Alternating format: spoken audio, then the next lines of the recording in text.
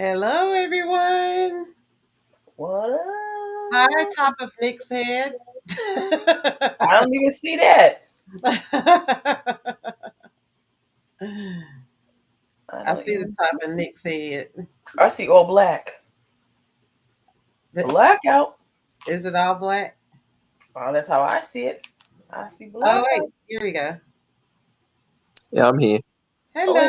I was about to say he's there twice. Now I see him. Okay, so I just have to move the other camera. My head's so funny. Gee, why am I so close? It must be because I'm on the phone. That's why. I mean, because you're like arm's distance instead of.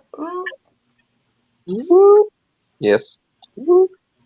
They'll just have to get used to seeing my big head. We all have big heads. Speak for yourselves. We all do. Look, I got my got a big head. I got a forehead toupee on. I got big brains. It's not my head, it's my brains. Get it right. Get it right.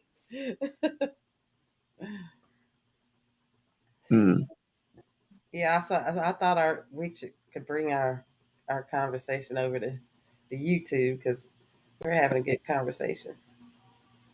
The YouTube. The YouTube. Usually, at the end of the night when we get done talking, and I'll edit it and make a screenshot and edit it. Not much editing, just change the thumbnail. Then I'll send Chrissy a link. I'll send you a link so you can watch it. And usually we're on here for a couple of hours. Then everybody will be like, "Oh, what's going on with this makeup? What's with this get up?"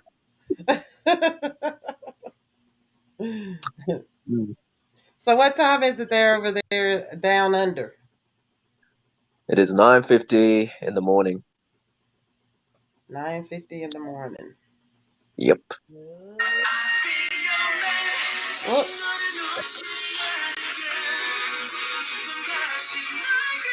Oops. That's part of the editing. Right. I like B2B. I like that song.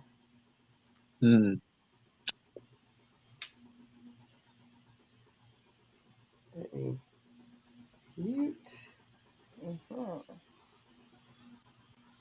Here we go. Oh wait, I already had it on mute. No wonder I haven't been getting my phone. What? Well, how did that ring then?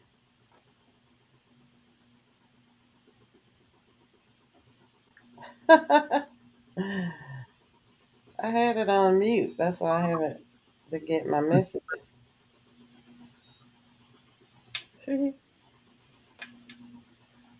I did that last night, I believe. Or I don't know why. Let's see.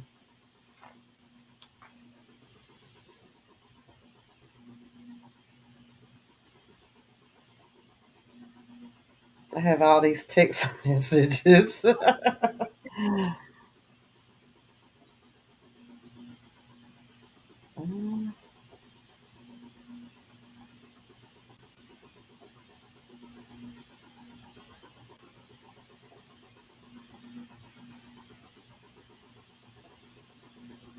There are it's a lot of spam messages.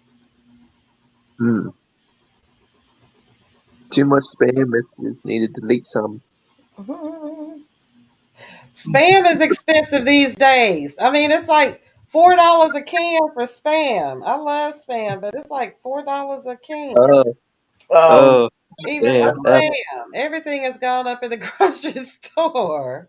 Oh, I love spam. Yes, Mm, fry it, slice it up and fry it with some, and have it Yep. with some rice.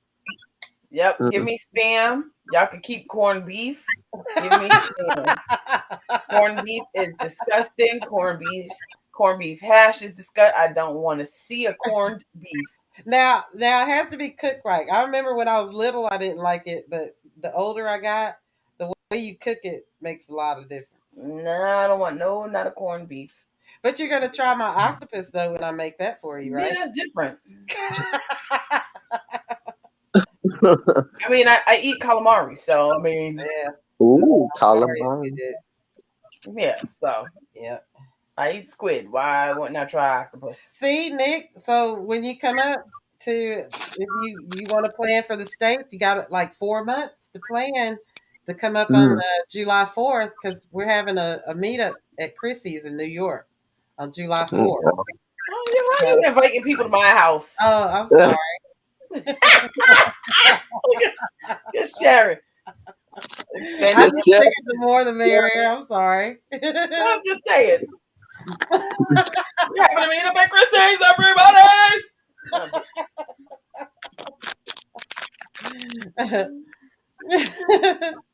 We're having a party at Chrissy house. Yeah. Mm-hmm.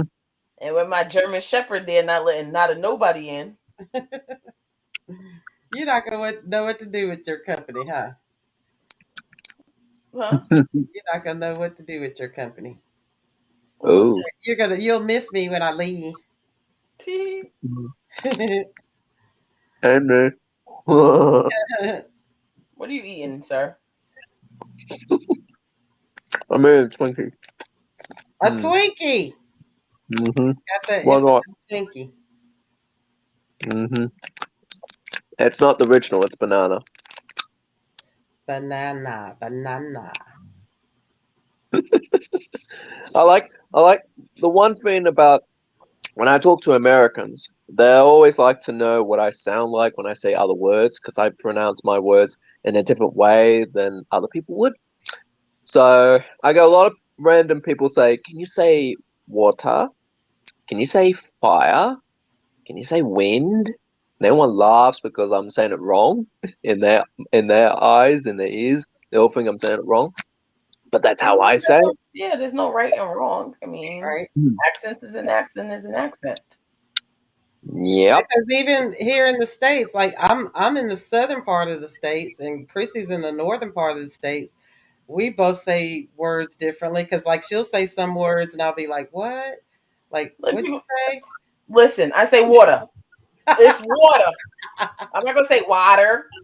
No, people in Florida are gonna say water. Like OFF is off. No, OFF is off. When I was in Okay. Florida, they would like when I was in Florida, they would like say OFF. I'm like off. They're like, no, off. No, where the hell you got the ace at off? No, it's off. The O is the O is What's the O. It's off. Not off. what's off? What's off? What are they That's saying? it. That's how they say OFF. No, it's off. It's off. Not no off. Get out of here. Okay, Oh, say what was the word I was thinking of? Who? I was laughing so hard I forgot. I just got a brain fart. Who you talking to, Nick? You and Nick. I was thinking of a Oh, word for y'all to say, so all of us say it differently. Like I'm originally from Alabama, and then you say it different in New York, and then you say it different in Australia. I was thinking, I just forgot it. I'll think of it in a second. oh, okay. yeah, yeah. Oh well, when I said let's replay that back. When I said off and water, Oh, okay, okay. How do you say like spell uh it, spell Coke it. or Sprite or what do you call it? Pop or Oh, soda or Coke or oh yeah. Sprite or what? I knew you. Okay. So it's not how do you say the word directly. It's what do you call a set of things. So Right. like Pepsi, Coke, Sprite, those type of things. Dr. Pepper. I say soda. People in the South say pop. Or certain parts of the South they say pop. Right. And then like certain parts they call everything Coke. A Coke. Or Like that, yeah. But not us. What do you Not call us. it? we call it what the brand says. So if it says Coca-Cola, we call it Coca-Cola. Although a lot of people call it Coke, but the reality is, it's not Coke because there's a long time ago. I'm sure you know the history with Coca-Cola, because Oh yeah. yes, because Coke, like Coke, cocaine, I should say. Right.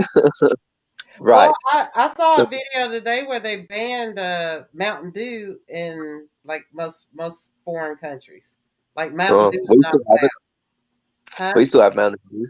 Oh, you do? Oh yeah, we still have it.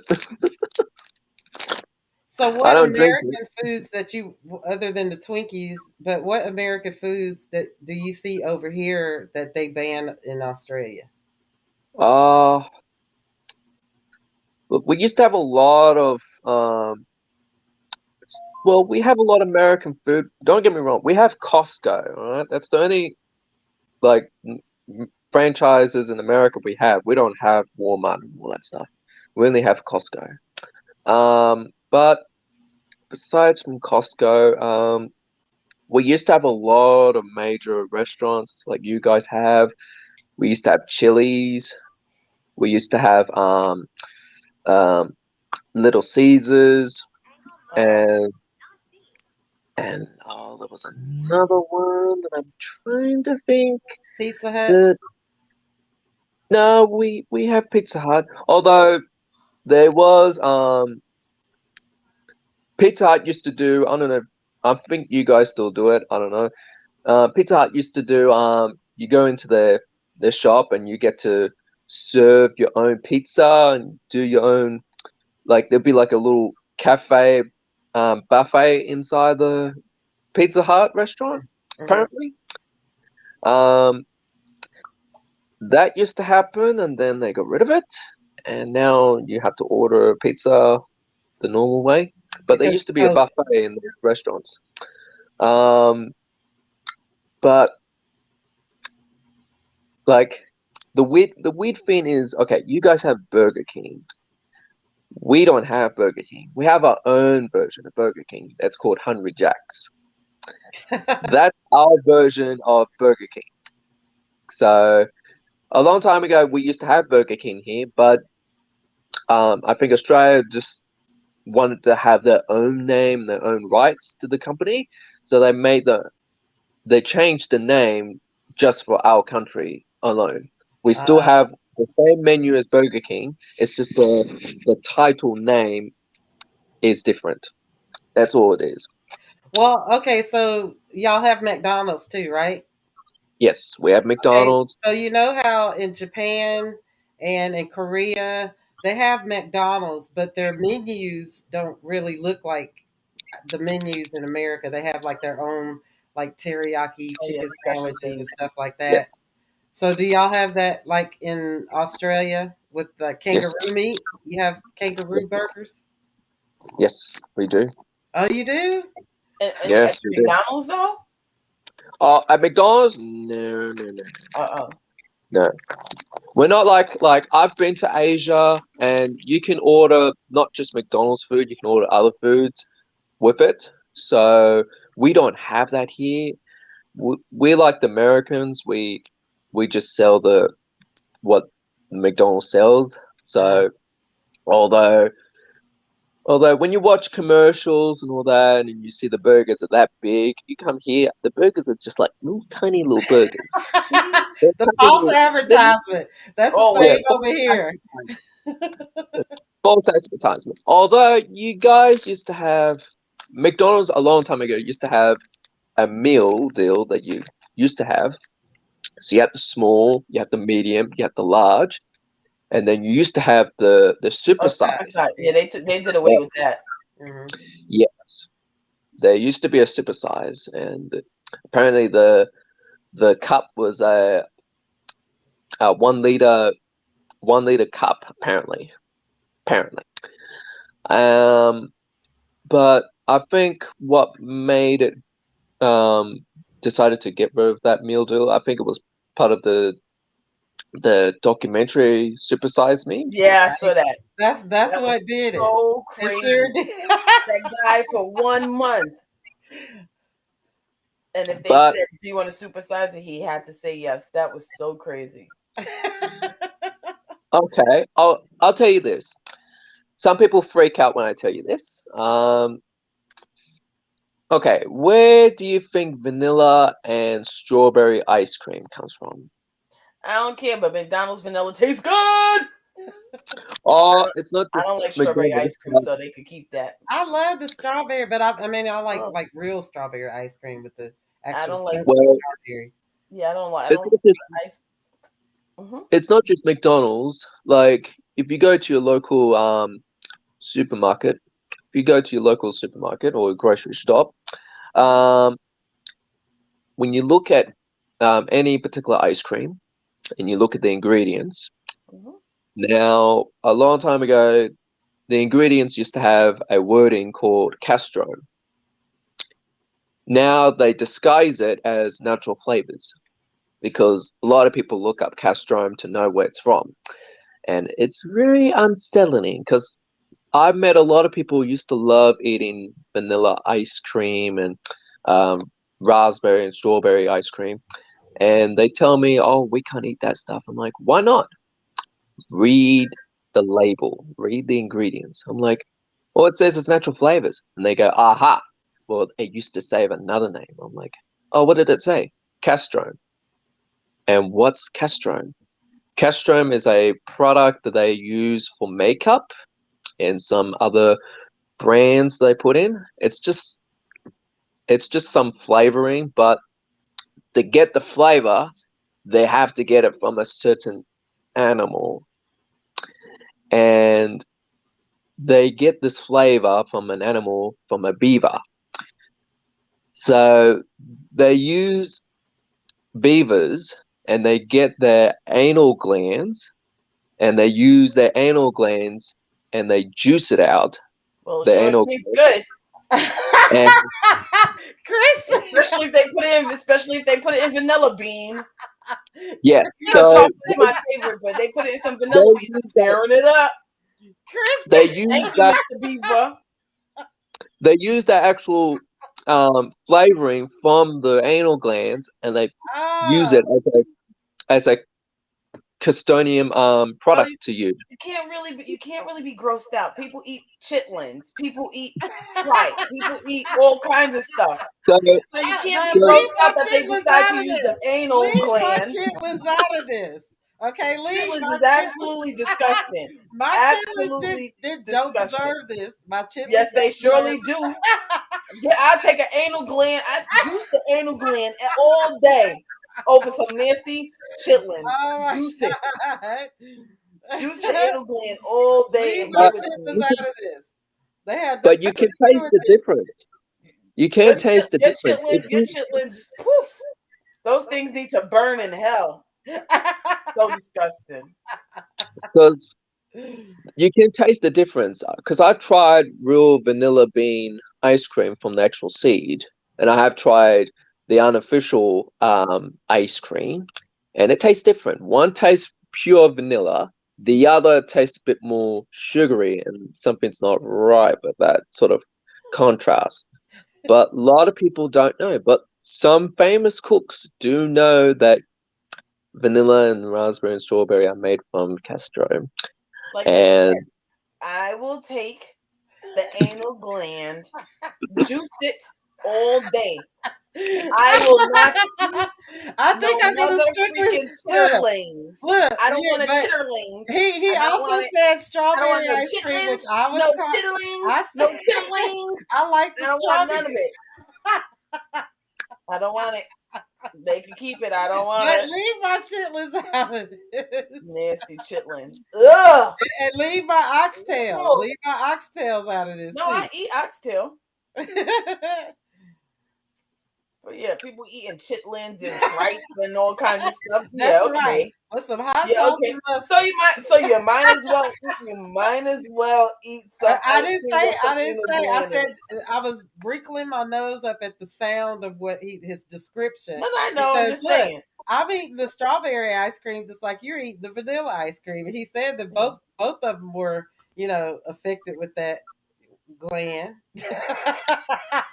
Well, apparently they're still doing it. They say, "Oh, we're not doing that stuff anymore," but they disguise it. So they put natural flavors in the ingredients list because that's the cover up. But when they say natural flavors, it's like Well, it is a natural natural flavors flavor. according to whom? It You is a know. natural flavor. They juice and Well, flavor I, out of the anal gland or whatever it is. well, It is a natural I flavor. tell They you, lied. I'll tell you one company that still does the Castro, and that's popular in America. Who? Ben and Jerry's. I've Ben never and Jerry's had Ben ice and cream. Jerry's ice cream. I've never had Well, a Ben and Jerry's ice cream. Now Ben and I Jerry with Ben and Jerry's, I only eat their chocolate fudge brownie. well, that's a lot. I've never had That's Ben and Jerry's. I like their chocolate fudge brownies. My favorite ice cream is the ube ice cream I get at the Asian market. Ube. I need to try that though. That ube, you're gonna throw down all ice cream after you eat that, and it's No, it's like I listen, said, no, it's cheap.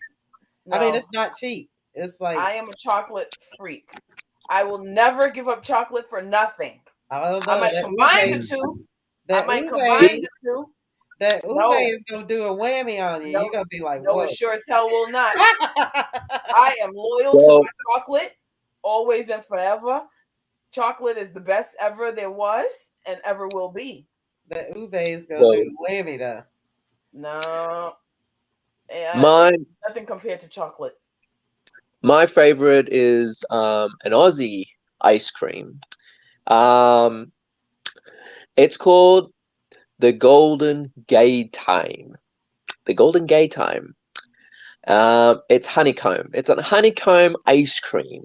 Well, that It's a just sounds like 70s. It's a diabetes. 70s brand, and it still lives to this day in our country.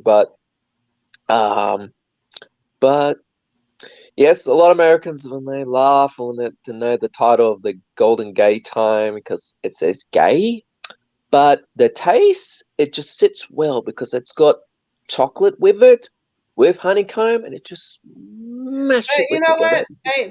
They have bastardized the word gay because gay means happy too. Yes, Yeah. it does. So happy honeycomb. Okay, I want to try some of the happy honeycomb ice cream. Mm. Oh, Ship you'll me love it. some from Australia. I want You some enjoy happy it, and you'll be honeycomb like, oh, take me back. Send me some of that honeycomb ice cream. I know, right? Oh, oh, you'll love it. You'll love the hmm But I'm loving your Twinkies. I can see why a lot of people love Twinkies. Do you remember that movie with what's his name? The Uh, Woody Harrison. Woody Harrelson, the Zombie Land. Oh, oh yes, he's He been was like begging. he was after that Twinkies like crack. He was addicted to those Twinkies. He's like, oh, he tore up that whole store over those Twinkies. Well, because he always gets snowballs each time. Right. He was upset about the Twinkies.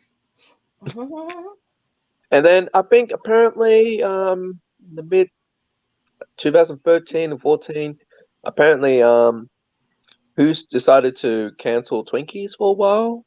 I think there was a Oh boy. yeah, everybody went crazy in this country. Yeah, I was watching it. Like I was just like, it was just like the same thing with the toilet paper when they supposedly ran out of toilet paper. They did the same thing with Twinkies. I was like, what is wrong with these people? Oh, I'll tell you a funny story. This happened last year when we went to Costco. We were lining up as usual because it gets packed all the time because everyone wants to go to Costco. So we're lining up. They open the doors, and I'm seeing everyone who lined up didn't come to the food. Everyone's all running to the other side of the corner, and all of a sudden, I know what they're running for. They're running to get toilet paper.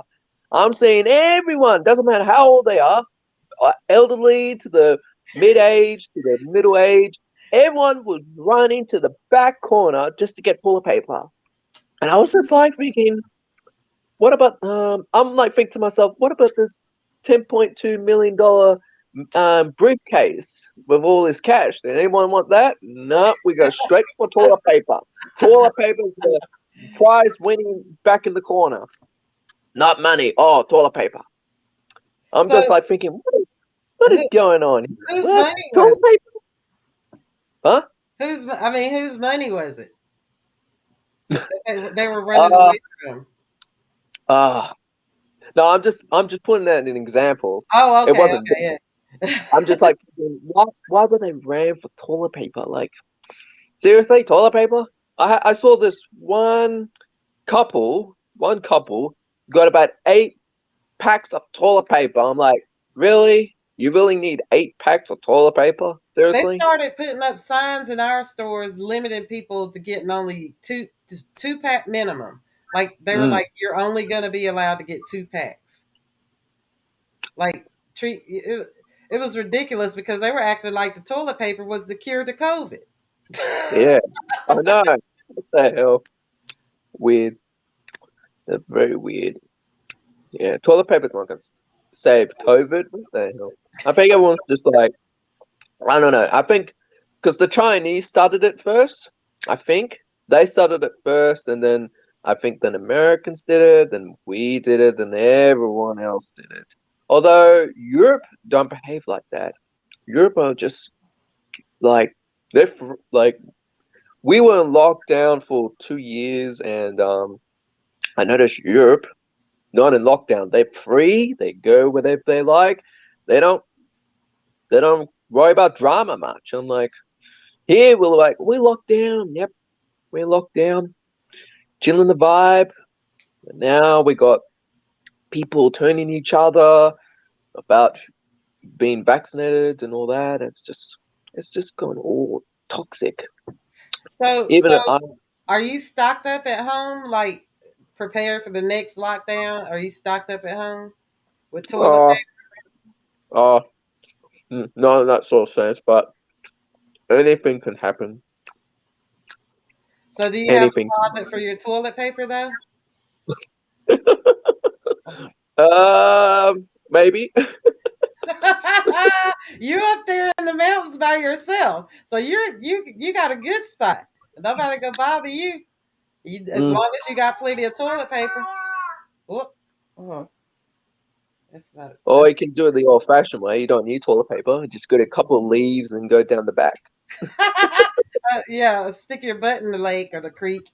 Do you have a creek Mhm. near your house? Right down the edge. Yes, I could have. I could have. I could have show you what luxury I'm living in. I feel like I'm living the.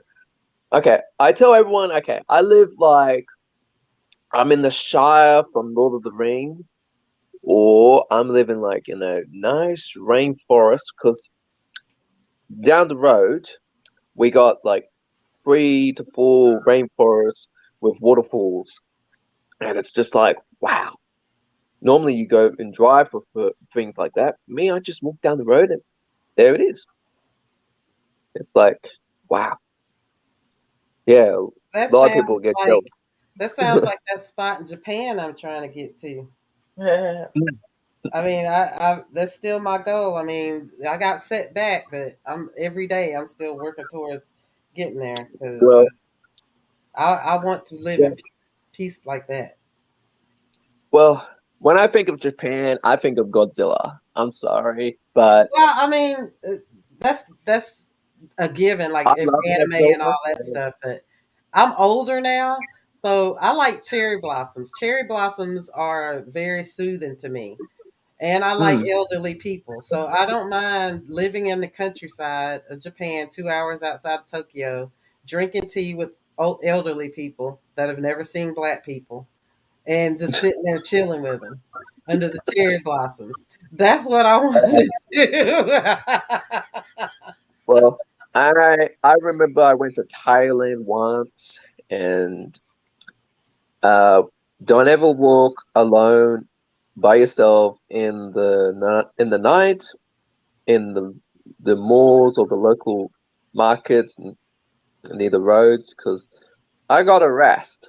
I got harassed by a lot of women because I was just minding my business. I was walking around, and you, when you go to Thailand, you see all these massage places, and you get all these women all stand in front of their buildings trying to get people to get in. And I got harassed. Like I the red remember, light district in Australia, right? yeah, that's right. But they And have a lot of. Is it Thailand or Taiwan that has the lady boys? Thailand. Well, Thailand. Thailand has the lady boys, but although I've seen a lot of people who are lady boys from not just Thailand, they're they're out there in around Asia. So I saw a yeah. documentary about that. That was really interesting to me. That they start them from like almost from birth to become. Mm, It was like a real. It was the documentary was called like Taboo something Taboo. I think that was just it, Taboo, and it was just it was really strange that the mm, mothers actually groom their boys to be lady boys. I mean, that was yeah, strange to me just because I'm an American.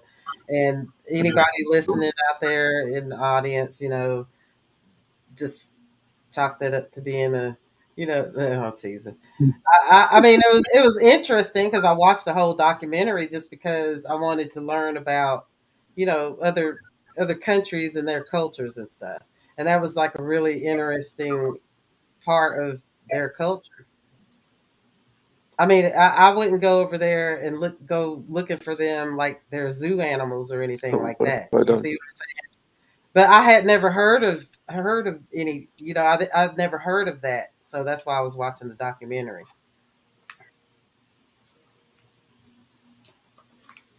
Don't know what happened there, huh? He'll be back. Yeah. He probably went outside. I was hoping he was gonna take his camera and show us the. He said, sorry, I'll be back. Okay. I was hoping he was gonna take his camera and show us the outside. Oh, yeah. Yeah, but that was an interesting documentary. Yeah. Because what got me into watching that documentary is because I saw a video of ladyboys, and I didn't know why they were calling them ladyboys, and Oh. they look just like women. Like they didn't look like sometimes you see guys that are dressed like women or put on makeup, but you can still kind of tell it's a guy. Mm-hmm.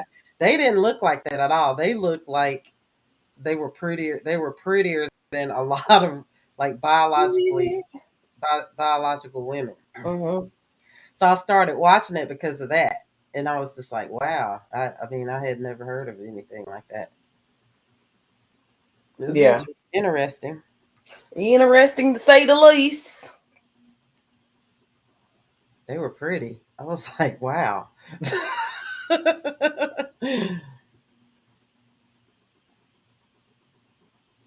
Let's see what Krista Cinema did here. I just saw her thing pop up. Let's see.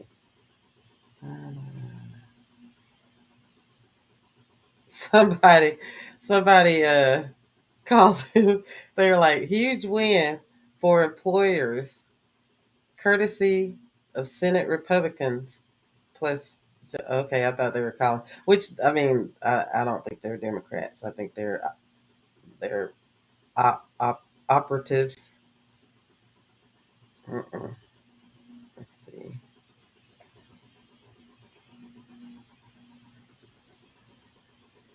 Yeah, that they're. Oh my goodness. How are we gonna get these people out of our government holding us hostage?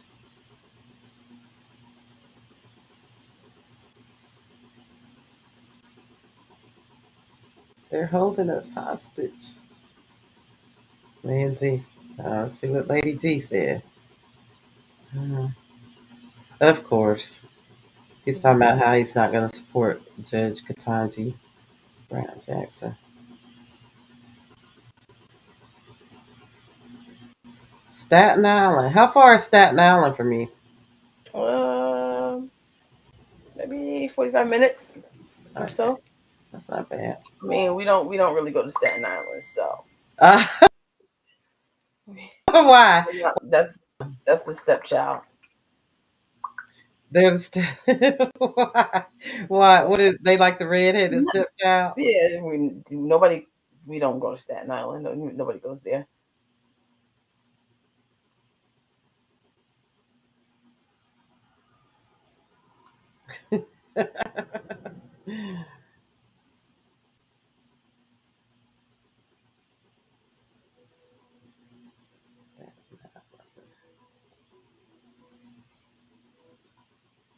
Mhm.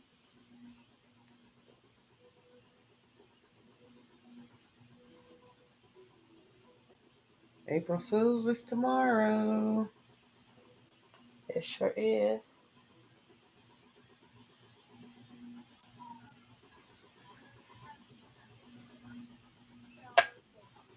Oh, another shocking celebrity was Jared Leto and his behavior. So I What think happened with I was reading about him the same day that I was reading about that Marilyn Manson news. what happened with Jared Leto now? He's like assaulted women and been difficult behind the scenes and generally Mm. problematic. Yeah, underage, What? hooking up with underage girls. What? Yeah,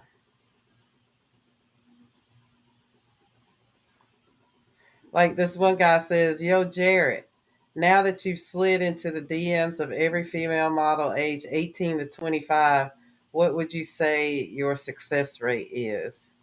And then James Gunn chimed in and said he starts at 18 on the internet. On the internet. Mm. Yeah, he was asking it. Yeah, he's been. Let's see here.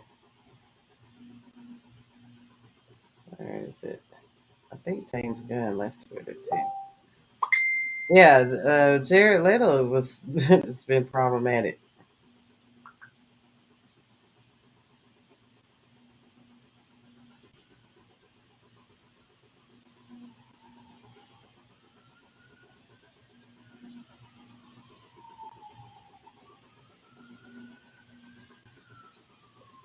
I used to like him. I did too. I mean, actually, before I saw his acting, I liked like some of his music with that 30 seconds I, the my, Mars.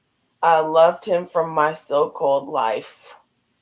I That was was just that was the show. I had known him as a musician until what was that movie where the he played the friend of Matthew McConaughey about the life of that guy that died of AIDS.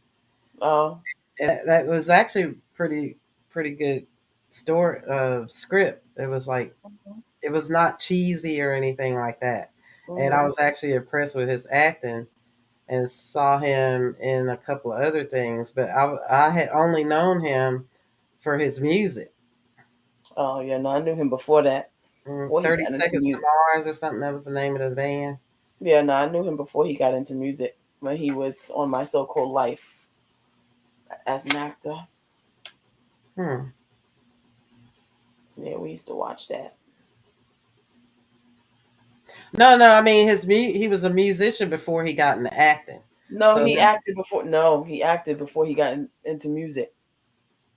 I don't know what I never saw my so-called That's what life. I'm saying. No, yeah, it was a TV show that he was on, My So-Called Life, that he was on. That was from 94. That was 94 to 95. He was on that. No. And it says his music came in 98. 98. Yeah, he was acting way before he Ah. not way before, but he was acting yeah before his music.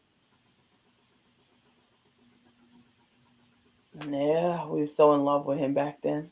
But he had a really good voice. Yeah, yeah, I was shocked when he came out because, like I said, we knew him from acting. So then when he came out as a musician, it was like, oh, it's actually good. Mm-hmm. Yeah. Actually, and it's just one song and one video in particular that I like that they did with the one where they were talking about climate change in that video, and that video is just visually Mhm. gorgeous. And they actually went to the shelf in, I think it was Alaska. It was the shelf that broke off. They actually went there before it broke off, and then it was like a whole like mini documentary type video thing Mhm. for the music video, and I thought that was just like the most the gorgeous video I would ever seen up until that point. I was really Mhm. impressed. It was him and his brother. His brother was the drummer.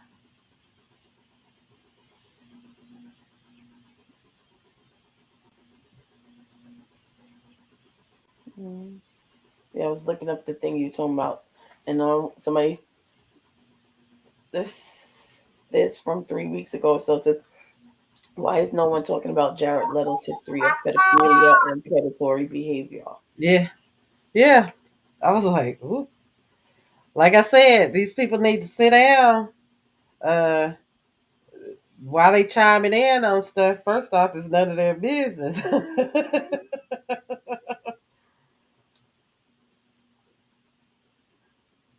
Tomorrow's bill day for me, so I don't have to get up early and go pay bills. Oh, Mm. happy, happy, joy, joy. Not. Mhm.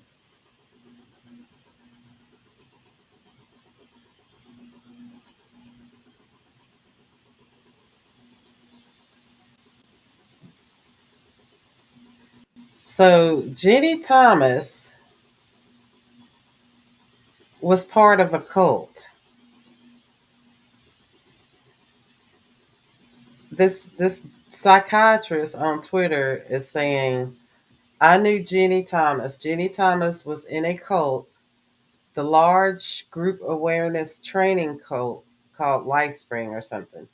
Here she is in '89 speaking at an event I hosted for former members until today. Almost no one has ever seen this video. So I'm going to play it. This is like a short clip here. But yeah, so that explains her QAnon nonsense of her how she's good. So if she's been in a cult, she's still, Mhm. because most people that have been in a cult, they are still susceptible to cult like behavior. So Yeah. that means Clarence Thomas, a man on our highest court, is being black or brainwashed by a cult member. I think another issue that maybe hasn't been discussed is when you come away from a cult, you have to find a balance in your life as far as getting involved with fighting the cult or exposing it. And kind of the other angle is getting a sense of yourself and what was it that made you get into that group, and what open questions are there that still need to be answered. And I think I'm struggling with a balance between that. I want to expose LifeSpring. I want to keep other people from going through that experience. But I also don't want to go overboard in that regard so that I'm not, so that I can reconnect with my own needs in a spiritual way, which I still haven't done. And I still have so many questions, and I still have so many things that I want to talk to about with other people, and find people who believe as I do and who are searching as I do. And so all those things that got me to LifeSpring are still there. And I guess I struggle with not going overboard and fighting the cults, but I know that's important too. Thank you. That was great. I just wanted to say that one comment was that when as you were saying, when former members come out, part of you wants to help others, but part of you needs to take care of yourself. Uh, that's distressing. Oh my God.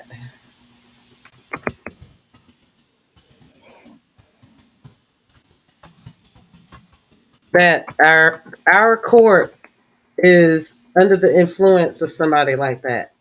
Yeah.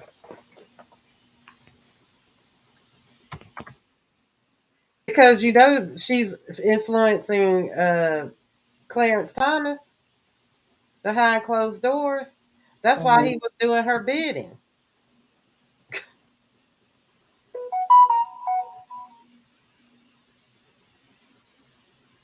Yeah, this country's in a whole lot of trouble. Let's see here. So I'm gonna start. Uh,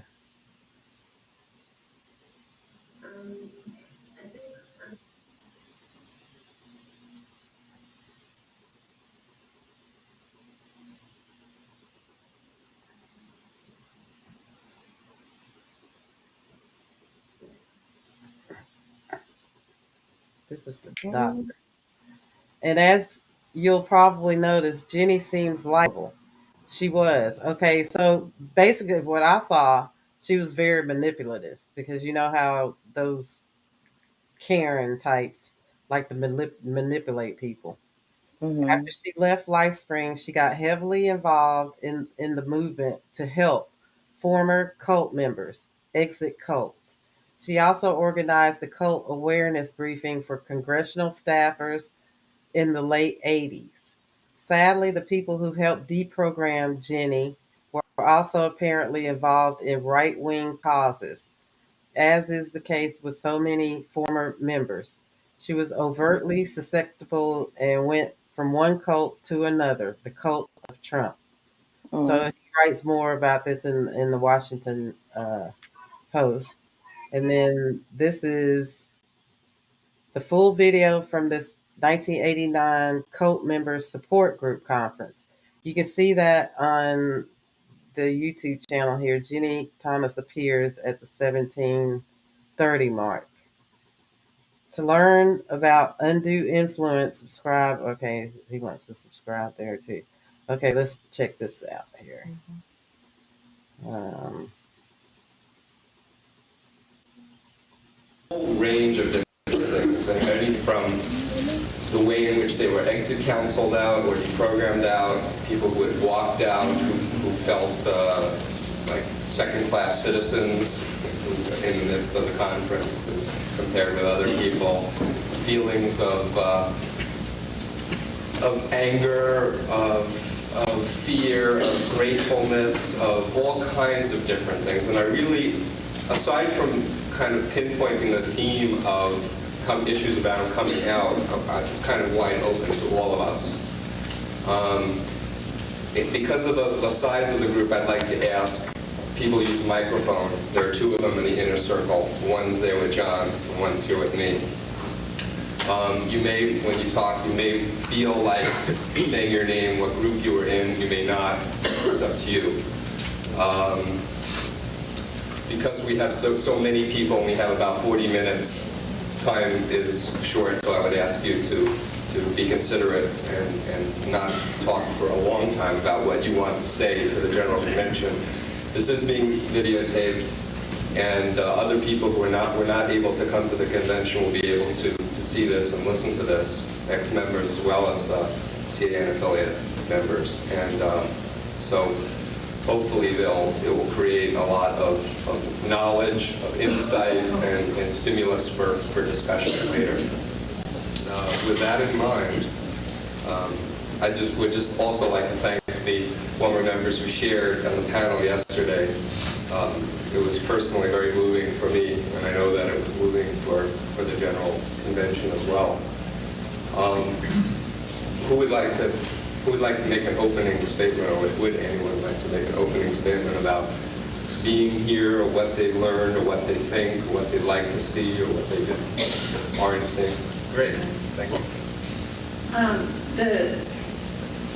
The concern I have is basically there are a number of people now as ex-members, a lot of us, that are from an area that is very controversial about whether it's cultic or not, and it's the New Age movement.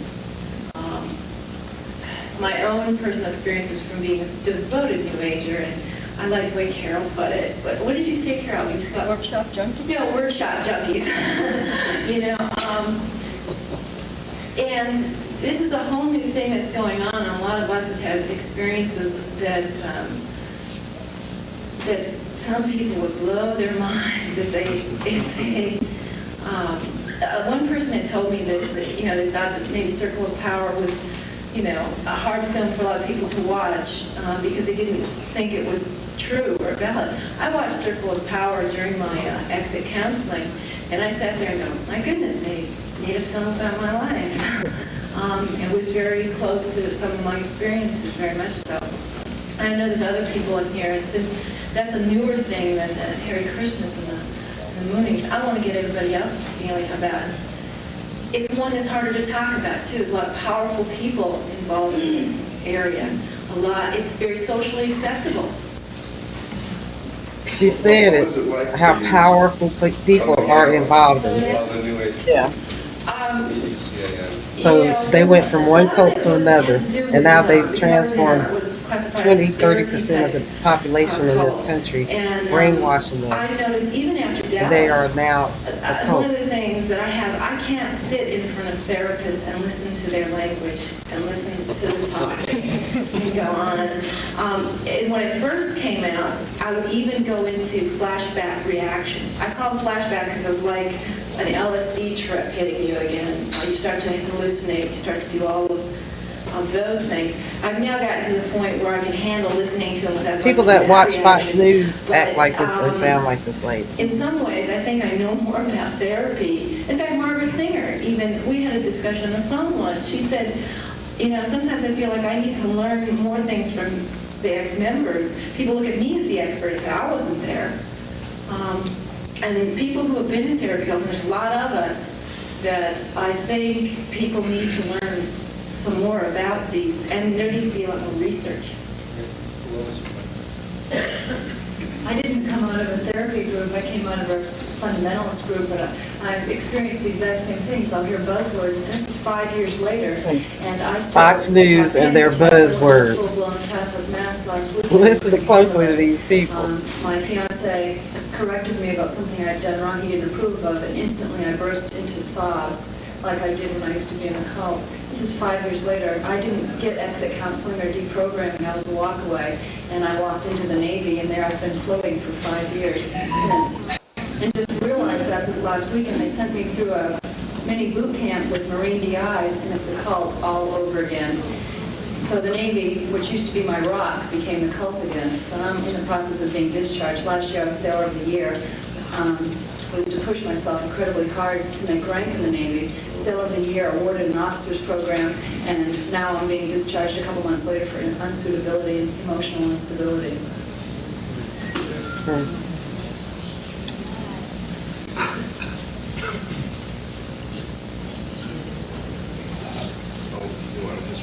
The group I was with was Jim Roberts, the same group that Jim Girdle is in.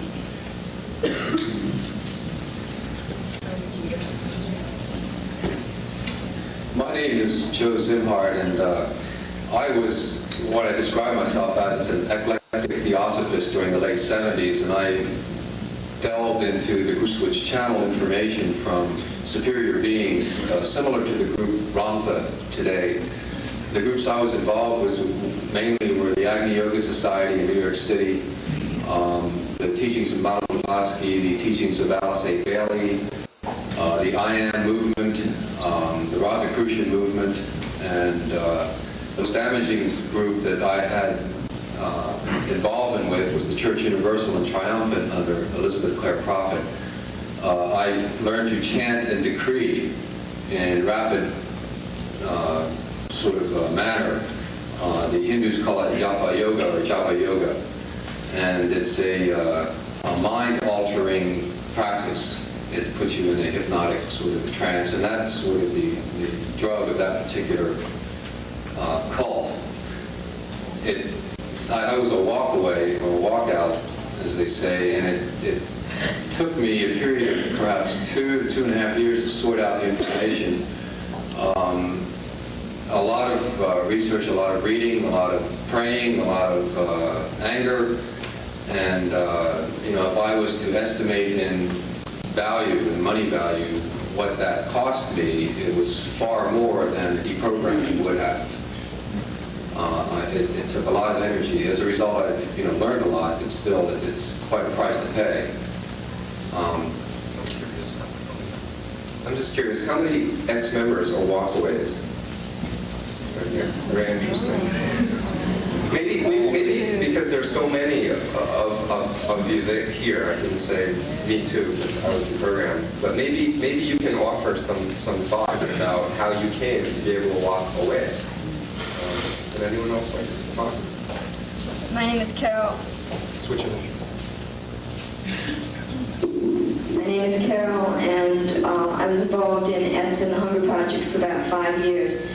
And it was a process of sorting out information for us because we had a daughter in Hare Krishna, and all the time that we were involved in Est and the Hunger Project, we were also lecturing on cults and getting some people out. And that's a whole room full of Karens and Chads. And all of these people throwing fits at plane, airports and not wanting to wear their masks. That's their mamas and grandparents. More than slightly addictive. And at that point, and at the point of a religious conversion experience for myself, we realized what we were caught up in and walked out. The first couple times that we had contact with CAN, first, because we were walkouts, we were kind of mistrusted. And I say that gently. We got the feeling that we were very much mistrusted. But there were other people at the same time who were very, very supportive of us. So it wasn't all mistrust. There were people that, as I look around here today, that people that really embraced us and that were very helpful, especially in Chattanooga when I had a very strong reaction to the speaker. And the support and the real understanding of the parents in CAN was very healing for us. At the same time, I have to say that,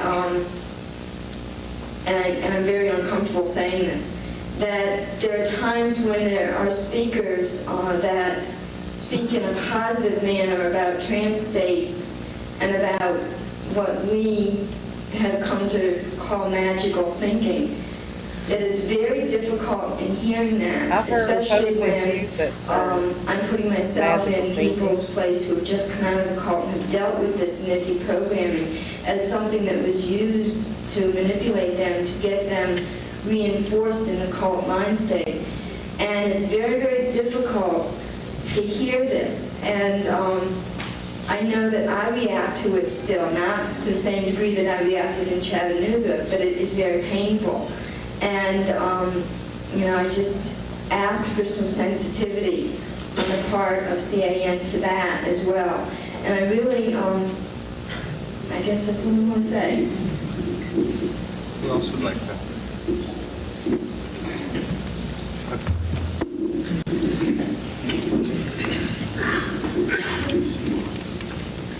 I was involved in TAN, so well, no. I was a walkaway, but I didn't know I was a walkaway. I didn't know I was in a cult. I decided that the things that were going on within that movement was contrary or contradictory to what little value I had left. I have to say, I began to notice things when I was in India on a course. And I think I was near death because of I would say the abuse of the course and the conditions there. And as I was lying in a bed without any medical help and all, and delirious, et cetera, for some reason I started to think for myself, because when I asked medical attention, somebody came and read the Vedas to me, and I started thinking to myself, man, I'm going out of this country in a pine box. And I didn't like that. So I guess what you do is you start surviving. Your instincts come back for some reason when you think the gig is up. I came back from that course very, very angry. And consequently, I had a cult marriage. That's not uncommon with the TM movement, by the way. I was married to an initiator. That's encouraged, obviously, to keep each other under control. I dissolved that situation, and for 4 years I wandered. I really didn't understand what was wrong with me, but I was programmed to behave in society as a very normal, very lively, balanced human being. I was representative of that movement, and how dare I ever show any other kind of, illusion to the crowds. I want everybody to join the group, right? Well, over the period of time, like I say, you just learn how to function this way. You just learn how to behave this way, but you don't have any idea what's going on inside of you.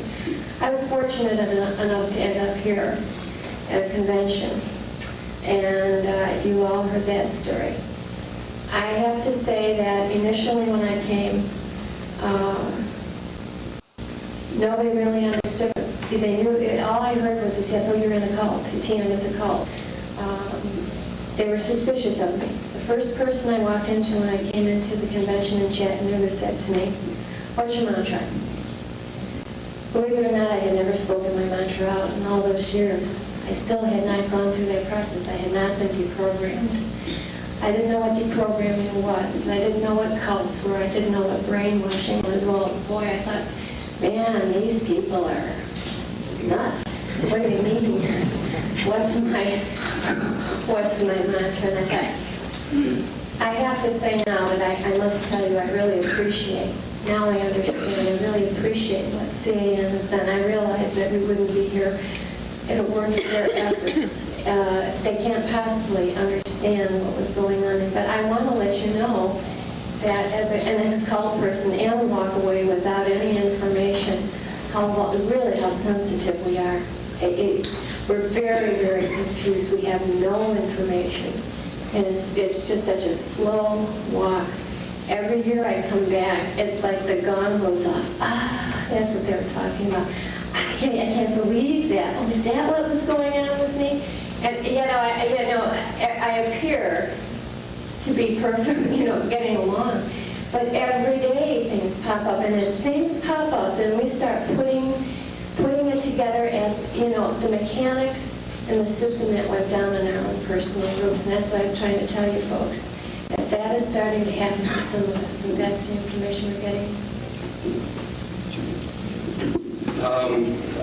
My name is Jim Williams, and I'm an ex-member of Scientology, and I'm buzzing again.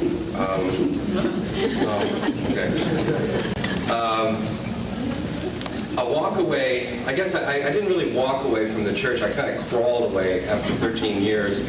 And it was an extremely, I look at it back now, it's kind of like, it was exciting in a way, but like it included, a 2.5-hour stay inside of a big trash dumpster, 2 bus rides and a taxi ride, which I didn't pay for, the taxi ride.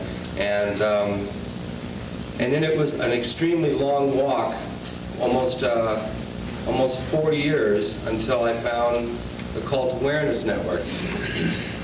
And I was sort of on the fringes of Scientology during that time, and I just wasn't sure of where to go, what to do, who to see, and it was really hard. I know of a lot of people who have come out of groups that have said the same thing, that they didn't even know this group ever existed. When I was in Scientology, I didn't know this group existed.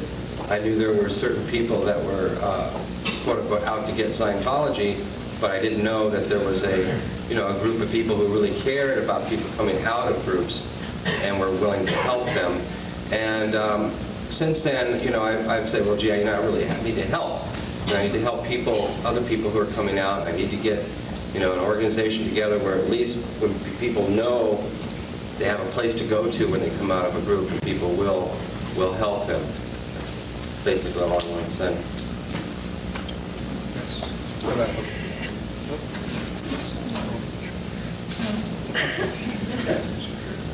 I'm just passing. Anybody want that?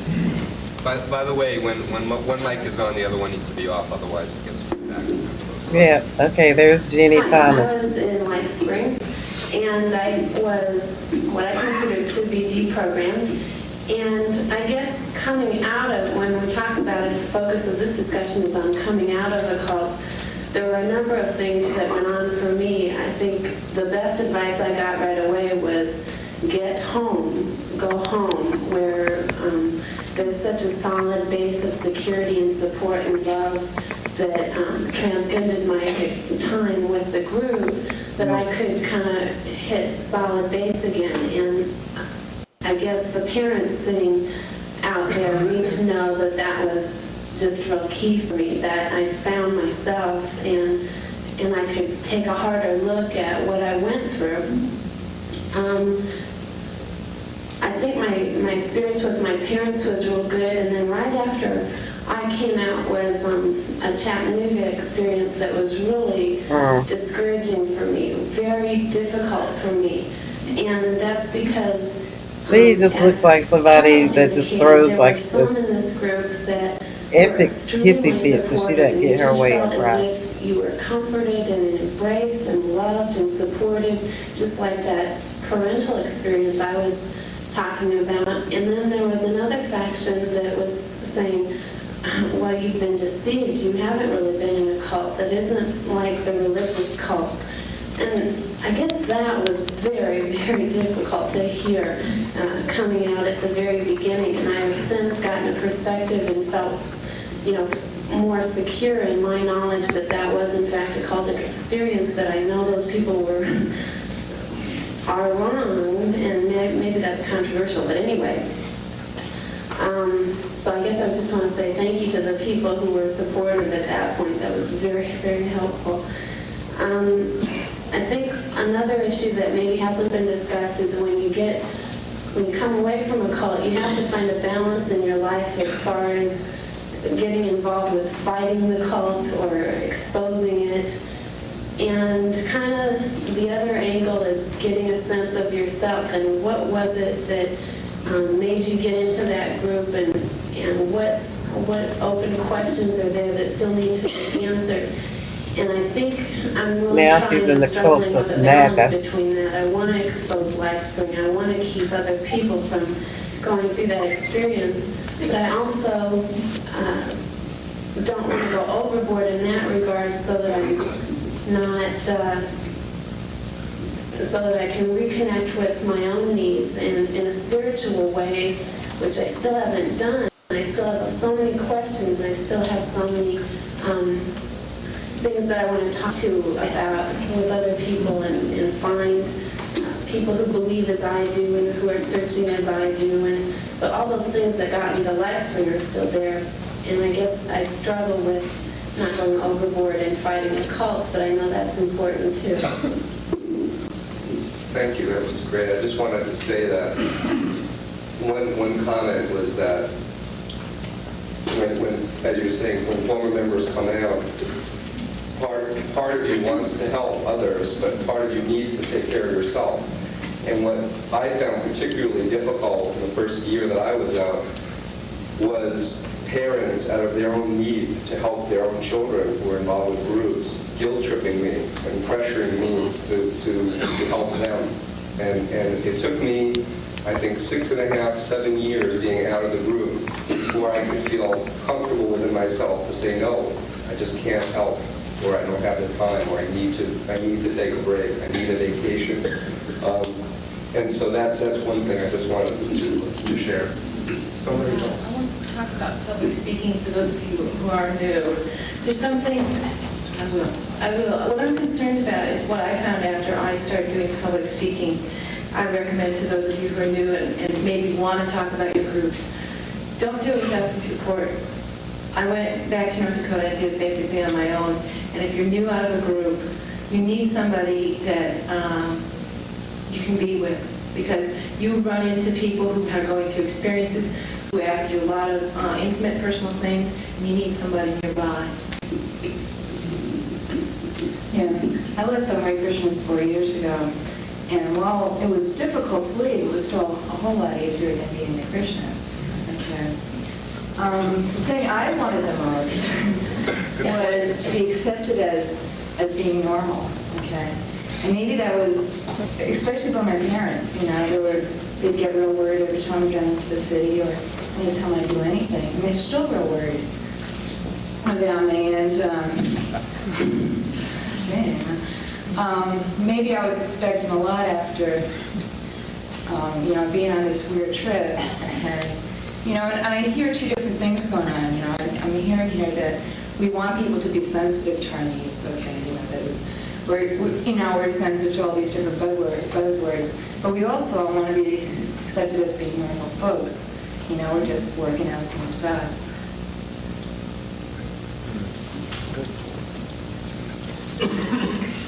I don't know.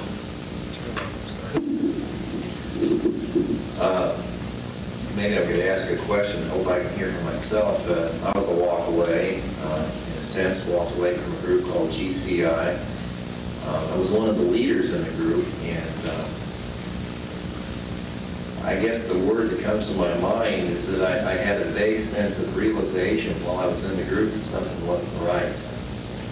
And I don't know if that rings any bells with you, but then I started to put labels on all that stuff, and then it was sort of an unfolding, a turning of pages. I found this little piece and that little piece. Like the first thing I realized is that they're doing some things that are wrong. And the second thing that just about blew my mind is that, you know, we felt we were so counterculture and everything. I finally realized it was a denomination that was almost like realizing, you know, something horrible because we were so anti-everything. And then I began to realize that he was a teacher, and it was just all this unfolding. I had enough information to walk away. I didn't realize it was a cult, or cult-like, until after I got out. So in a sense, you're physically out, you're intellectually out enough to know that it's wrong, but you're still putting pieces together afterwards. You know, pieces sometimes that come together years after you've been out. I was involved for 8 years, and I've been out for 8 years, and I'm still putting pieces together. Because I keep seeing different layers of the whole situation. I know that, you know, we talk about how the family, my father was the first person to tell me that he was a false teacher. And that was just blew my mind. I thought, you know, well, he's gone too far, but I'll tell you that sunk in. At what point did he tell you that? Well, when I started seeing problems with the group, I confronted the leadership. After how many years? Well, after being in for 8 years, I repeatedly confronted the leadership, and their counterattack was identical to the Chinese communist brainwashing techniques, except they didn't torture you physically, but there were the late night visits, and you were supposed to confess all these crimes against the people or whatever. You know, you have sinned, but we can't tell you what it is, but, you know, you got to keep looking, and so you were just spacing out trying to figure out what was wrong. But I just want to say that all this that I heard from some people that had criticisms about the group, no matter how much you feel like you're under mind control or whatever, that was in there. That was in there. And when the pieces started to fall together and the coins started to drop, I began to hang on to all those pieces of information that people said were wrong. And the support I got from my family was just enough that, you know, if you're on the line and somebody says it's a false teacher, you know, and you're ready to think about leaving, you know, it can make the difference. So, I don't know, all those pieces of information, even though I rejected them at the time, eventually they made sense and it helped me act on it. What does GCI stand? Please, let's go on. Who else would like Tell them what to? GCI Oh, Great Commission International. It's a shepherding type fundamental group. I was a walk away from the group referred to as the garbage eaters. I've been out since September. I want to say one thing that's been very helpful in my readjusting has been the support that I received from my family. There was, I guess deep down I knew that I had wronged them, and the last thing I wanted to come back to was a bunch of bitterness and have to make a lot of explanations. I really needed their support, and I did find that. My older brother gave me a job, and a place to stay. People in a Christian church that I'm attending give me about $500 worth of clothes and money to get a car and things like that. That's been very helpful in readjusting, coming out of a group with no job, not having much education. These are really concerns of how I was going to be able to just practically readjust, just concerning my material needs. Another thing, too, I considered was that in first coming out, there was kind of a pressure put upon me to get counseling. And deep in, I didn't want that pressure, because for me to do that, I would have to acknowledge that I was sick. And I needed to feel like I was a sane person, that I wasn't loony or something like that, that I managed to hold on to enough reality. And so that was something else that they did not push, and I really appreciated that. And I kind of took it upon myself to contact other former members. There's a former member network, the group that I was in, and comparing stories, what they went through and their observations confirmed the things that I had seen independent of any kind of exit counseling that could have been offered. So that was very helpful to me to speak to former members.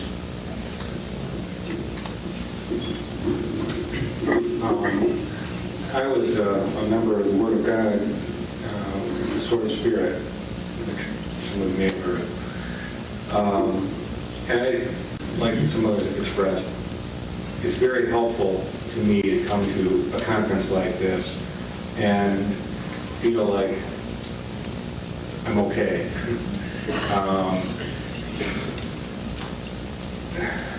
The Word of God, the Word of God's group has some 30 or 40 affiliates worldwide, mostly Catholic.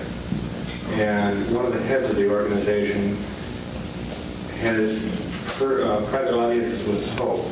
I don't know anybody else has private audiences with the Pope. They have, and so they have this official sanction. So when you try to tell people that things are cult, you get blank stare. Often you say it's a cult. People here understand that it's a cult. Their parents here with children in it, and they know what it's like. And it's just very helpful to have an organization like this where you can speak your mind, tell the truth, and have people say, yeah, I believe that that's the truth. Keep up the good work.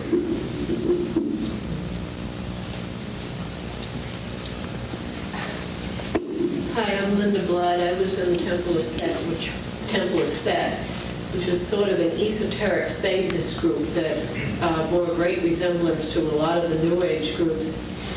And one of the things I always really enjoy about CAN conventions is that I know that the people here, the parents of ex-members, are aware of the fact that this problem has a wider significance in American society today. And I found a lot of people on the outside don't. They still treat it as a curiosity. And I say that even to a certain extent with my own family, although they're beginning to realize, too, that this isn't just some oddball thing Linda happened to get mixed up with. But what can we do? I wanted to try to get it across to people in the general public that what does it mean now that these groups are expanding and spreading out into the society? You know, now that you've got ESTA and LifeSpring and actualizations training people in business and military, what does it mean when the Unification Church really starts to get active in American politics? Because people still compartmentalize it and say, oh, well, that's just a group of crazies and they'll blow away and they won't really do anything. And it's becoming more and more of a problem, that way all the time. So if we can, help to educate people on the outside about that as well, it will help us too as former members, to realize that this just really wasn't some oddball thing we ran into because there's something wrong with us.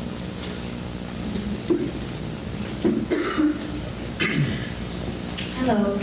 I was in Faith Assembly for 3 years, and thanks to the effort of my parents and my husband, I was deprogrammed by Dave and Bob, and I think they did an excellent job. I'm very happy they deprogrammed me because it helped avoid a lot of confusion that I hear here as a result of the deprogramming, where they showed me videos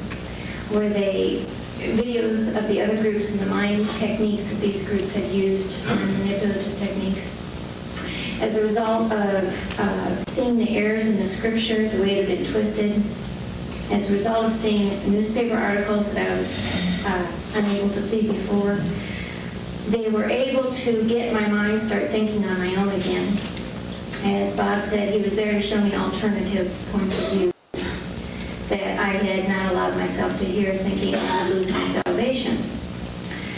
And they were not there to brainwash me. They were there to help me see other sides, as I said. So through the process of talking with them for 4 days, bit by bit, I was under me saying, I hope this is true. And sure enough, I found out that as I got more and more bits of information, I could see how I had been duped by this group. The leader was Hobart Freeman. He did die following his own teaching, but the group continues. As a result of the deprogramming, then I went home with my husband. We had 2 children at the time. And so right then I was back into a mommy role. I was into, my parents were very supportive still.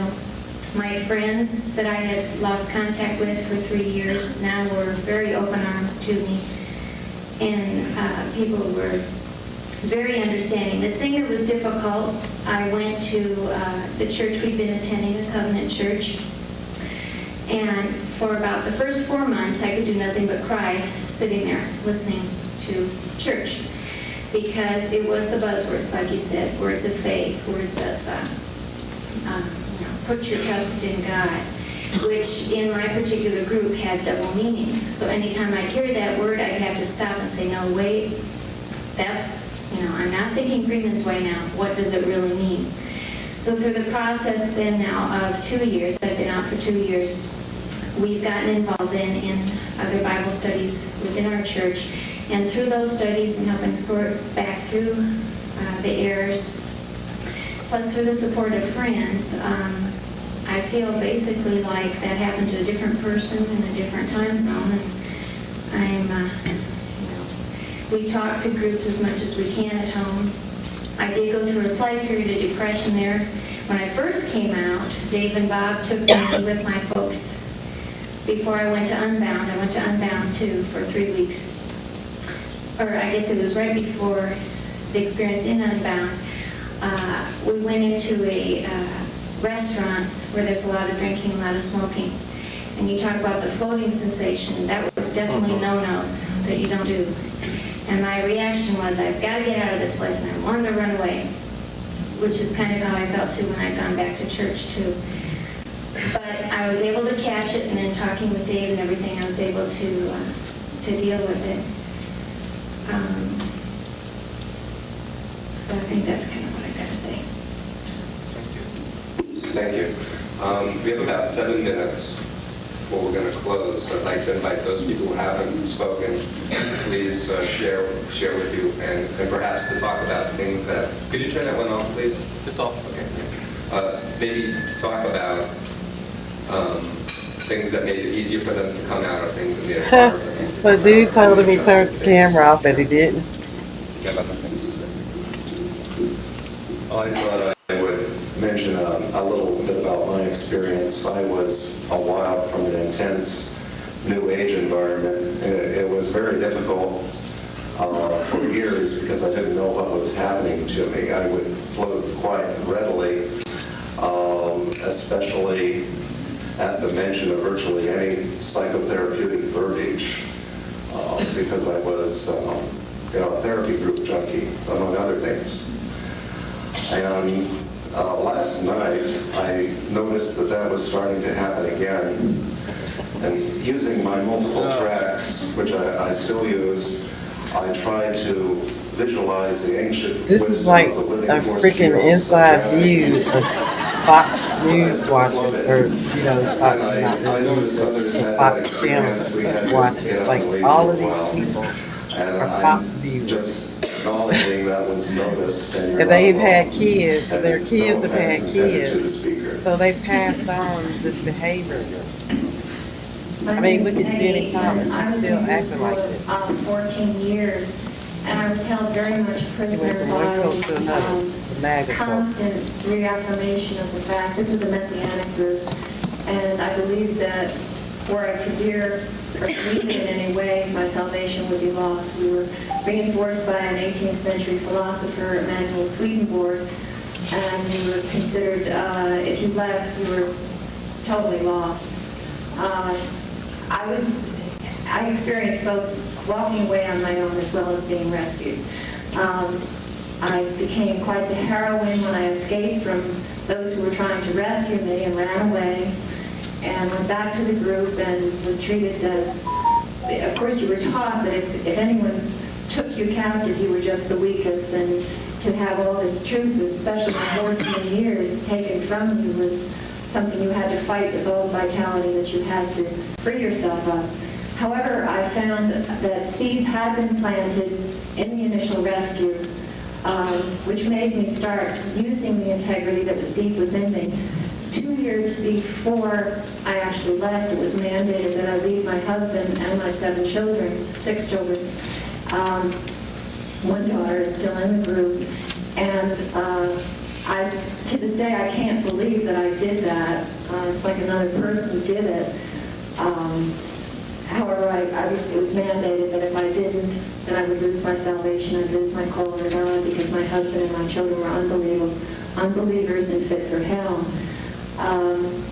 But deep within me, I knew the strongest part of me was a good mother, and they tore it down and made me feel, as you mentioned before about Circle of Power, when I saw that movie, I realized that had been done to me over and over and over again. It was a constant being kept on up, down, in, out, never knowing really who I was, and yet on the external, I always appeared to be functioning fine, and everyone thought I was in real estate, and I looked like I had it all together.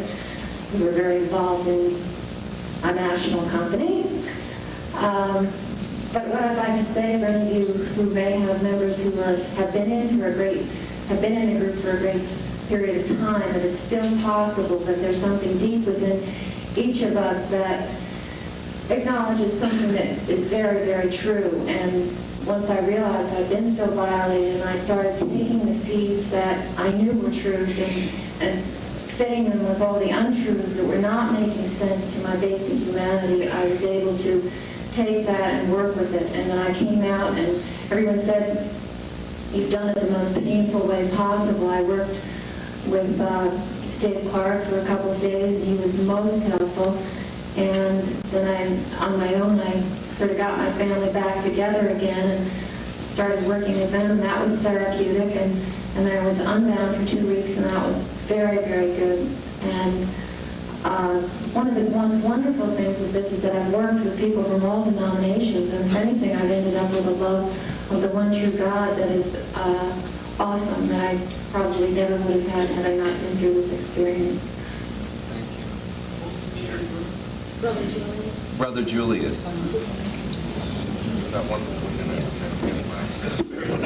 My name is Dave Clark, and I was in a group called The Walk, and I left my group about 13 years ago, and it's really encouraging to hear all these different accounts over the years, and I was a walk away initially, and it was a slow, painful process because this video is almost over, but basically it's a video showing Ginni Thomas when she was in a cult.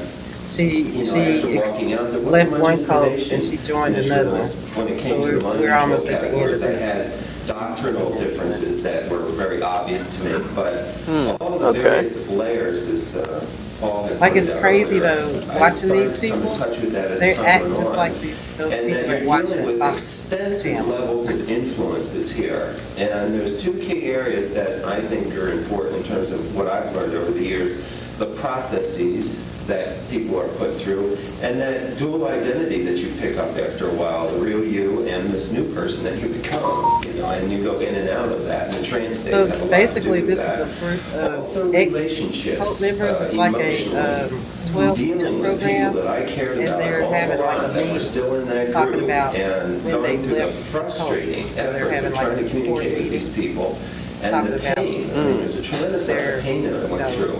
trying to And so in readdress. my They've head, been I understood a deprogrammed. lot of Supposedly, things. she was deprogrammed, But but in the she hasn't been emotions, it was deprogrammed. very, She's very went from one cult difficult to the next. to break away from a lot of things that meant an awful lot to me. And, the sorting out process was very time consuming, and it was emotional and intellectual, and going in between the two, it was a struggle. But in the long run, coming through the school of hard knocks on this, there are a tremendous amount of tools available now that we did not have in the early years. And I think that we really need to make it known and available to people that these resources are there and they need to be tapped into, because a lot of people get a tremendous amount of healing from it. I know because there's some people who benefited by it. Thank you very much. Thank everyone for sharing so much of yourselves. And now I'm going to go back to Anne. Thank you, Steve. A special thank you to all of you.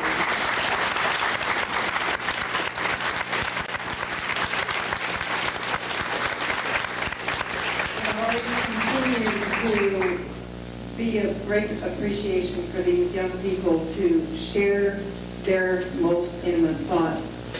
That completes the first part. We're going to go into a second part here, so stay right where you are, and let me tell you what we're going to do. We're going to go into small groups right in this room. And the way it's going to be done is the last row will just move. That was rough. Like, our Supreme Court justice is married to a woman that was in a cult, and she's gone from that cult. That was in the 80s, huh? Mm. She was deprogrammed the year before they got married.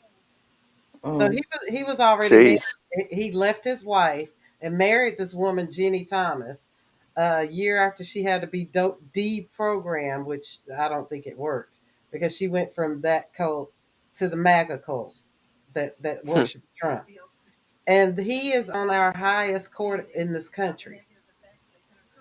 Oh my God.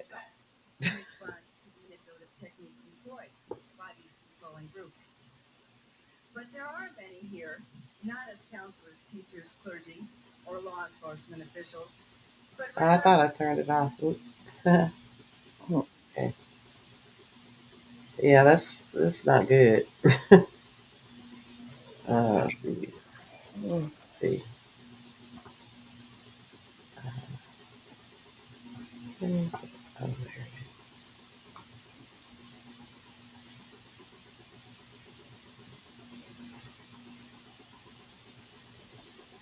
I was gonna ask him to. Where'd he go?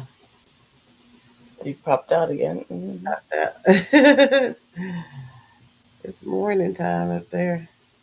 It's nighttime here. 8:21 with you. It's 7:21 with me.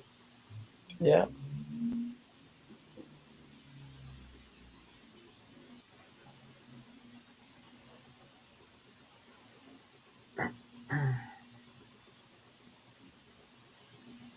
Oh yeah, this country is in trouble. Oh.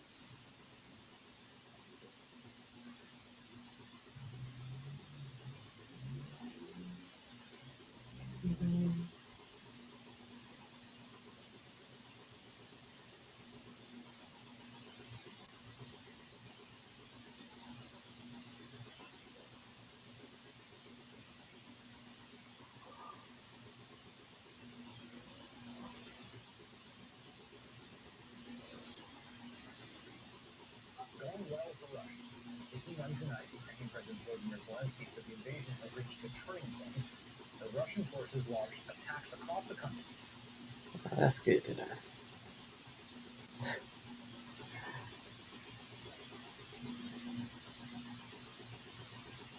So, what are your thoughts? What were your thoughts on that? My thoughts are all over the place, honestly. What are you doing over there? You were thinking about work? No. Getting a little tired from yes. Well, I woke up at 4 o'clock in the morning, Uh-huh. and I went to sleep. At what time did I go to sleep? I don't know. So I was working on for a couple of hours to begin with. So And you have to get up. What time you get up at 5, 6? no. My first alarm, I changed it from 6 to 6:30 right now, only because I've been going to sleep late. So give myself an extra half hour, but that's the first alarm just to get me ready. Uh-huh. But my alarm that I get up is at 7:15. I get up on the 7:15 alarm. Oh, you got your tag on your car, so you get to drive to work now, right? Yep. Got my I know that babies. helps a lot because Yep. you had to get up earlier when you didn't have a car, right? A little bit, but not really. I mean, because the bus is right up at the corner, Mm-hmm. and one bus to work. So take about the same time to get to work.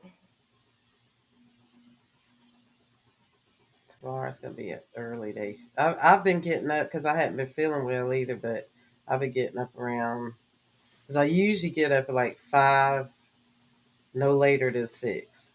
Mm. So 5, but because I hadn't been feeling good, I've been getting up about 8. I'll roll over and I'll be like, "Oh wow, it's 8 o'clock." Like I should have been Yeah. up 2 hours ago. I I'm usually doing get up. what? I just haven't been feeling good though. And you get up and do what? Start watching the market, checking my emails, and doing stuff like that. Then, like I had that meeting with the those stock for Mm. my portfolio for my stocks. They Yeah. have those virtual proxy meetings and stuff, and I just pretty much do that all day. And I'm always also looking for money for like investment Okay, so like, where are you looking? for us. No, for Like where? I applied with like I keep it with the Goldman Sachs, like with Okay. they had the $1 billion, let me pull it up here. They had this $1 billion program for black women, Okay. and I applied, but because I was just starting my business again right before the pandemic like messed up everything, I didn't have enough time in for my business to qualify, so I think that's why I didn't qualify. But um here it is right here, pull it up. But I tell as many people as possible, if you know, especially black women, that this is available and for them to check it out.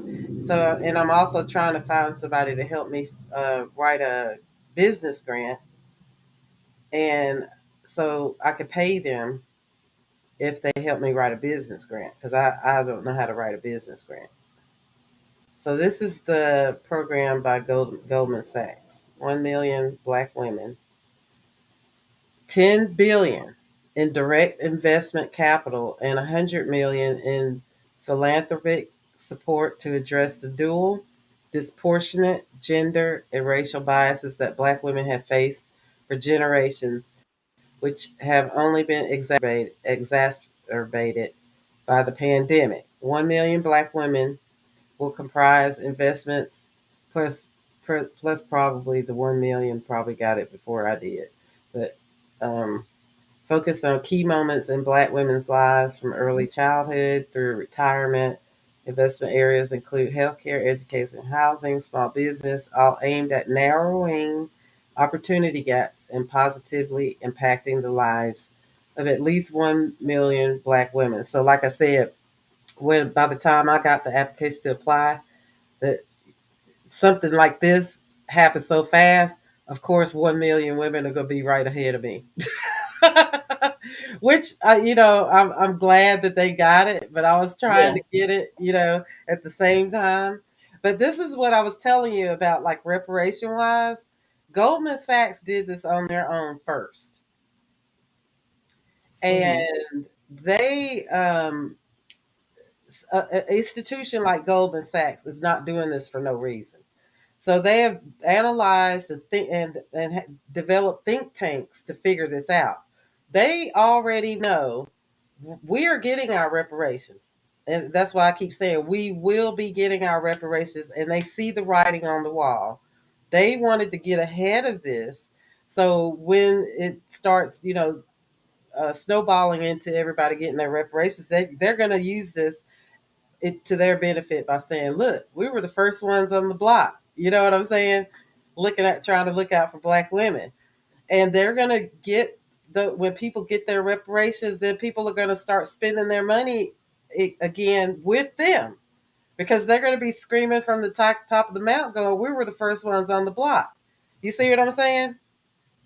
So they didn't do this for no reason. And although I see what they were trying to do and I applaud them, I'm taking mine and I'm getting out of the country. I'm not, you know what I'm saying? I'm just like, um, thank you for thinking of us finally, because everybody else is gonna have to think about us. Um, yeah, there's really no way around them not paying reparations now at this point. So. I mean, it sucks to be them to be put in this corner now. I've seen a lot of people even say they're not voting unless they pay and get their money. They're not voting, which I mean that's a double-edged sword there too, because there's really technically only one functioning party in this country. The other one is just full blown fascist, authoritarian. So that's basically what you vote for. If you don't vote, you're by proxy voting for authoritarian government and fascism. But yeah, we will be getting our reparations. Here, let me pull up this there was the one that I did the TikTok on California. Mhm. They're gonna try to make it as difficult as possible. Sounds about right. Yeah, they're gonna try to make it as difficult as possible. Let me see here. Here it is. California's first in the nation task force to identify reparations for African Americans. They voted Tuesday to limit the eligibility to those who can trace their lineage.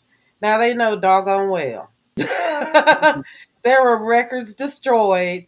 There are records right now presently being hidden.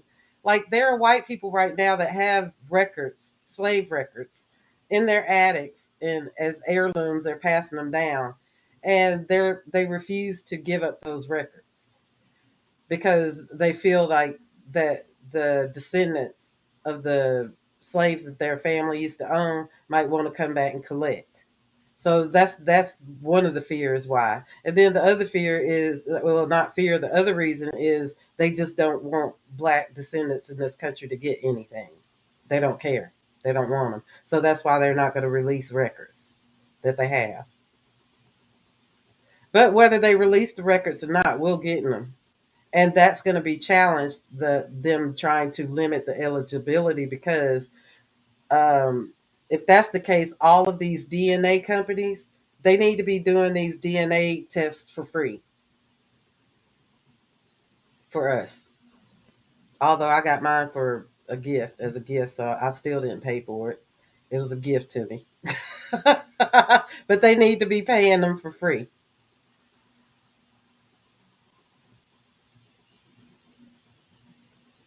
Because no matter how they kick and scream and cry, we're getting our reparations. Tough titty. That's the way I look at that. They fight all they want because we're at the end of the line where that's concerned. Mhm.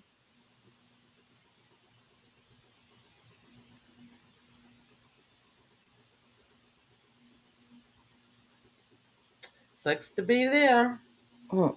because it's happening. I called it and it's happening.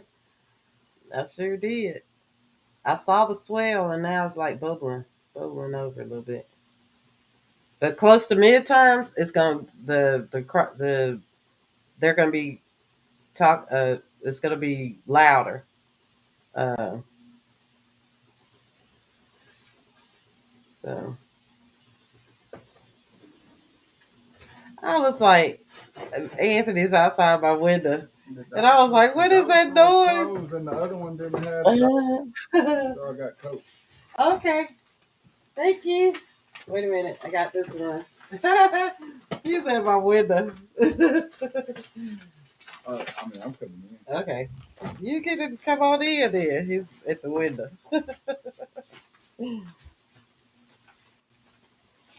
Chrissy. Yeah. I can't wait to come up there and see you. See. You excited to see me?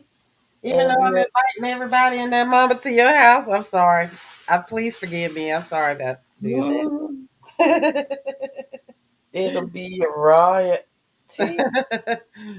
Yep, I'm excited.